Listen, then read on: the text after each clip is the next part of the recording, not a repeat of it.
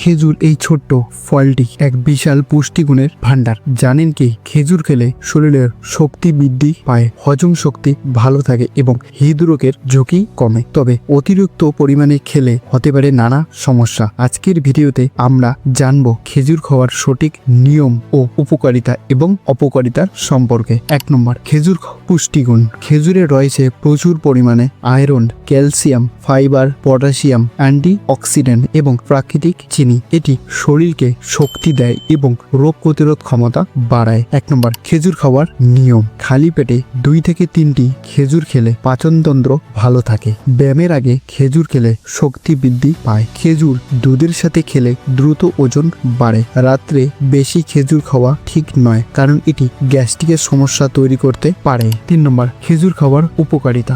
শরীরের শক্তি যোগায়, রোগ প্রতিরোধ ক্ষমতা বাড়ায়, হজমে সাহায্য করে, হাড় ও দাঁতের জন্য ভালো, হৃদরোগের ঝুঁকি কমায়। চোখের উপকারী। খেজুর খাওয়ার অপকারিতা। ডায়াবেটিস রোগীদের জন্য অতিরিক্ত খেজুর ক্ষতিকর। বেশি খেলে ওজন বেড়ে যেতে পারে। গ্যাস ও অ্যাসিডিটির সমস্যা হতে পারে। কিছু মানুষের অ্যালার্জি হতে পারে। খেজুর খাওয়ার স্বাস্থ্যের জন্য অত্যন্ত উপকারী, তবে পরিমাণ মতো খাওয়াই বুদ্ধিমানের কাজ। যদি ভিডিওটি ভালো লেগে থাকে তাহলে লাইক, কমেন্ট ও শেয়ার করুন এবং আমাদের চ্যানেলটি সাবস্ক্রাইব করতে ভুলবেন না। ধন্যবাদ।